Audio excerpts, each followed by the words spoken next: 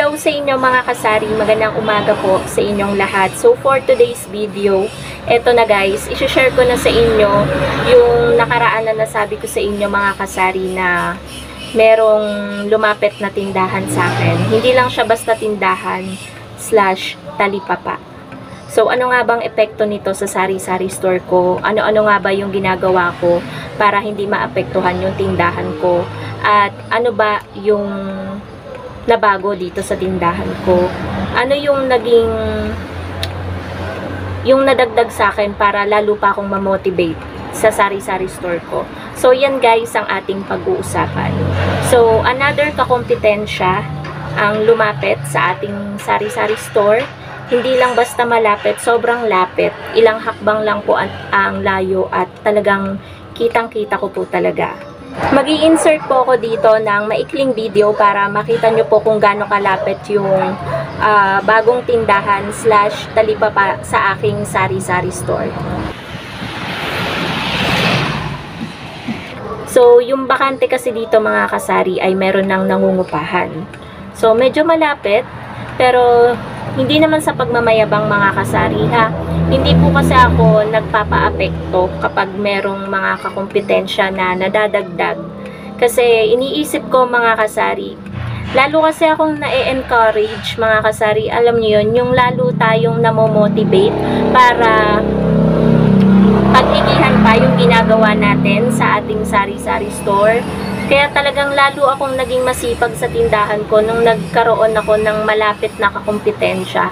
Sanay kasi ako mga kasari na alam niyo yon, yung medyo malayo naman yung mga kakompetensya, hindi yung ganito kalapit. Pero hindi ko naman inaano yung, syempre kapwa natin tindera yan, gusto niyang kumita, pare-parehas natin gustong kumita. So wala naman akong pake kung gayahin niya yung mga paninda ko, ganyan. So, okay lang naman yon. As long as yung mga bibili sa akin, hindi niya haharangin, hindi niya tatawagin, yung mga suki ko, okay lang po yun. So, kung ano naman pong epekto sa tindahan ko, wala naman mga kasari, lalo pang ang nadagdagan. So, bakit? Meron lang guys dadaan. Padaanin lang muna natin. At baka marinig na ako ay nagbablog. So, ang epekto po niya mga kasari is wala. Mas lalo pa nga nadagdagan yung aking mga customer. Tulad kanina, ang daming nagbilihan. Yung mga kumain sa kanya, siguro wala sa kanya. Dito, nakatulong pa nga na merong mas malapit sa atin na ganyan. Kasi meron din siya mga kasaring kainan. So, kapag merong wala sa kanya, nakikita naman na may malapit na tindahan, dito yung takbo nila. Kaya, napaigi pa.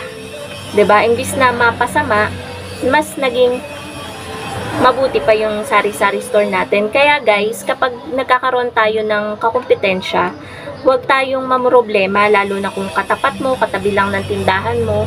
Kasi hindi natin alam yung epekto. Positive pala yung epekto sa ating sari-sari store. So, ano pa yung naidulot nun sa akin as a sari-sari store owner? Ang naidulot nun mga kasari is lalo akong hindi nakampante. Dapat kasi bilang tindera, kapag nadagdagan yung kakompetensya mo, huwag kang makampante. Yung dyan ka lang.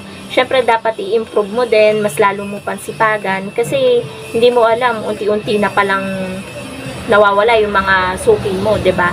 Kaya ako guys, nung lumipat yata siya nung Monday or Tuesday, hindi ko alam, basta pangatlong araw pa lang ata niya dyan. So, lalo akong nagsipag sa pamimili. Kung ano yung ubos na dito, pinapamili ko agad. Actually guys, maya-maya aalis ako kasi yung mga delata ko kakaunti na. Meron ng mga delata na mabenta na wala na dyan, kaya kailangan ko na talagang mamili. So, ayun, naglista na ako guys. Eto, mamimili ako sa gyms.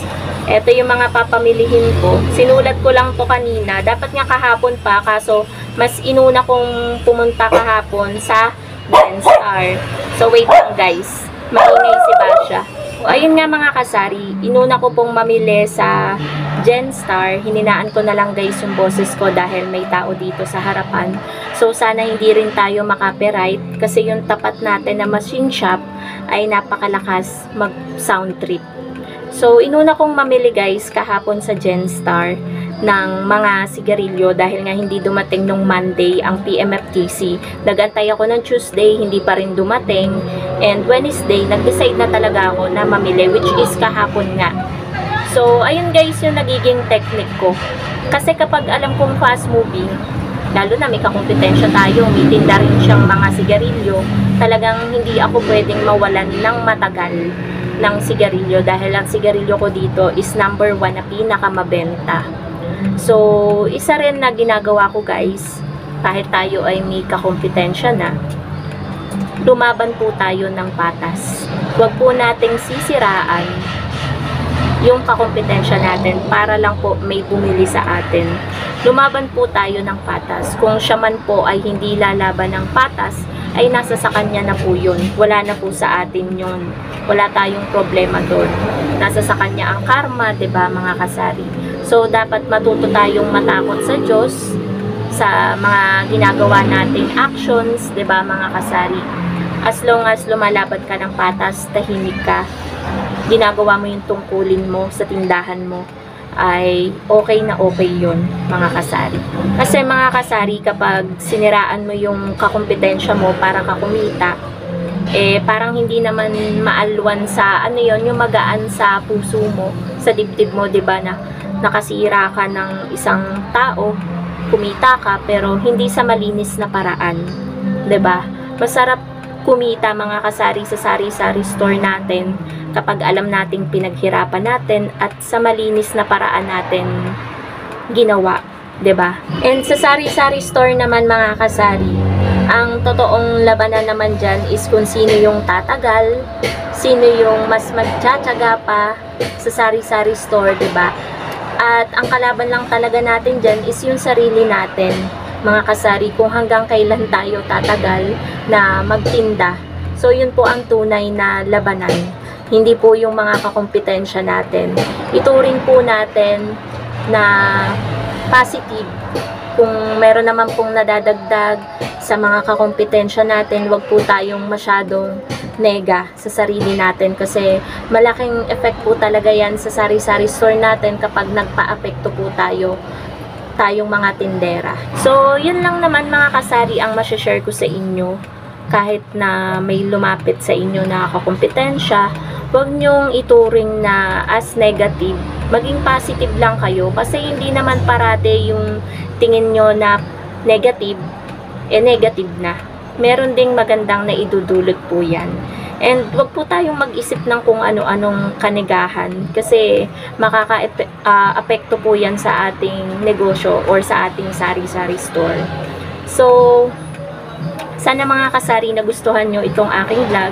Yan ay konting update lang naman dito sa sari-sari store at sa nangyayari dito sa kapaligiran. So, yun lang guys. Thank you so much for watching and happy selling po sa inyong lahat. Bye guys!